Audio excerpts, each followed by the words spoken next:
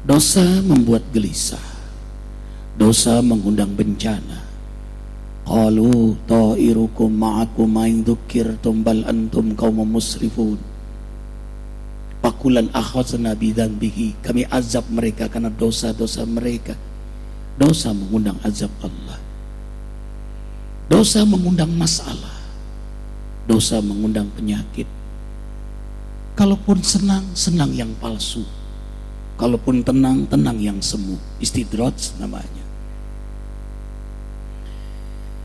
Karena itulah hamba Allah minta ampun pada Allah. Istaghfiru rabbakum summa tubu ilaihi yumatti'kum mata'an hasanah. Minta ampunlah kalian pada Allah. Sungguh-sungguhlah bertaubat. Allah beri ketenangan, kedamaian, kebahagiaan pada kalian.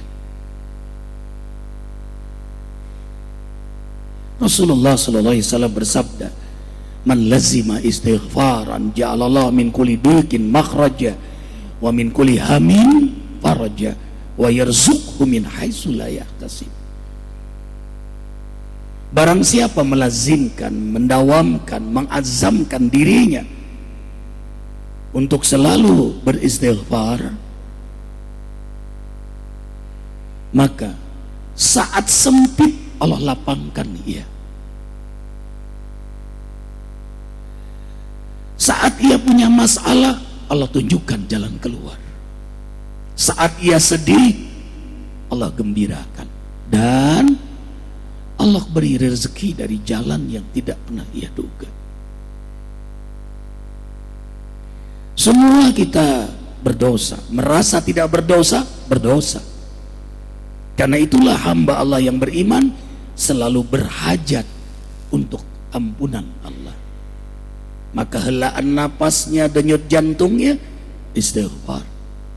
Dan subhanallah, masya Allah, semakin hamba itu mendekat kepada Allah, maka ia semakin menghinakan diri dengan banyak minta ampun kepada Allah. Dan itulah rupanya tanda minal muqarrabin. Di antara tanda-tanda hamba yang dirahmati oleh Allah adalah hamba itu disenangkan selalu mendekat kepada Allah. Dan tandanya adalah senangnya istighfar setelah ia sungguh-sungguh taat kepada Allah. Ajib. Anehnya mereka yang maksiat, yang mestinya lebih berhajat pada istighfar, malah tidak ingin istighfar. Tanda memang jauh dari rahmat Allah. Karena itu Rasulullah SAW hamba Allah yang paling hebat istighfarnya, dan beliau hamba Allah yang paling mulia, paling terdekat dengan Allah Jalla Jalaluh. Allahu Akbar. Karena itu setelah sholat sunnah kita minta ampun lagi pada Allah. Setelah sholat wajib, Astaghfirullahaladzim 3 kali minimal. Habis tahajud istighfar lagi. Padahal habis tahajud, kanu qalilan minal laili ma yahja'un wa bil ashari hum yastaghfirun. Hamba-hamba Allah yang beriman itu di waktu malam sedikit sekali rehatnya, karena banyaknya ia minta ampun pada Allah. Ini ahlu taqwa, ahlul khair, ahlu sunnah, ahlu tahajud, ahlul wudu, tapi malah banyak minta ampun pada Allah. Wal mustaghfirina bil ashar, dalam surah Ali Imran ayat 17, orang-orang beriman itu dijumpai malaikat di waktu sahur sedang banyak minta ampun pada Allah. Sahur, tengah malam tahajud.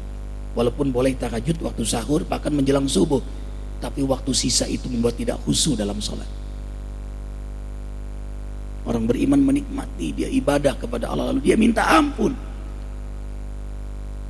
Disinilah rahasianya, kenapa Allah rahasiakan. Apakah kita diridhoi oleh Allah atau tidak, diampuni oleh Allah atau tidak, diterima atau tidak ibadah kita. Dirahasiakan, mastur. Itulah yang buat kita mujahadah terus ibadah, mujahadah minta ampun pada Allah, mujahadah agar ibadah kita diterima oleh Allah. Allahu Akbar. Makanya minta ampun terus. Allah suka dengan hamba yang minta ampun. Dan kalaupun kita menyelesaikan masalah antar kita, al-afu nisfu soal, dengan minta maaf separuh persoalan sudah selesai.